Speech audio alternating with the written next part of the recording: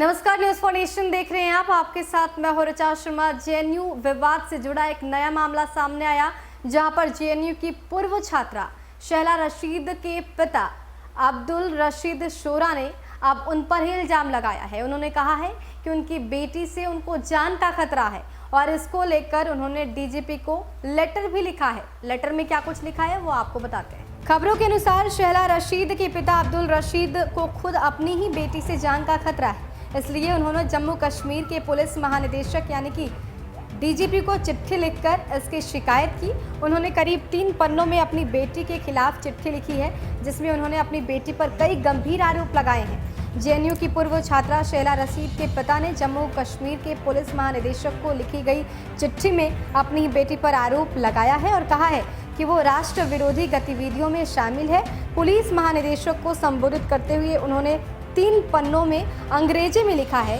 कि शहला राष्ट्र विरोधी गतिविधियों में शामिल है। सोशल मीडिया पर शहला रशीद के पिता की चिट्ठी आने के बाद अब बवाल मच गया है। अपने पिता की चिट्ठी के जवाब में शहला ने प्रतिक्रिया देते हुए उसे आधारहीन और घृणित बताया है। शहला ने एक बयान जारी करते हुए कहा है कि परिवार में ऐसा नहीं होता जैसे मेरे पिता ने किया। उन्होंने मेरे साथ साथ मेरी मां और बहन पर भी बेबुनियाद आरोप लगाए हैं। शहला ने अपने एक ट्वीट में कहा है कि आप में से बहुत से लोगों ने मेरे जैविक पिता का वो वीडियो देखा होगा जिसमें वो मेरे और बहन के खिलाफ अनाप शनाप आरोप लगा रहे हैं। सीधे शब्दों में कहे तो वो एक बेबी विटर और एक अपमानजनक नापाक आदमी है।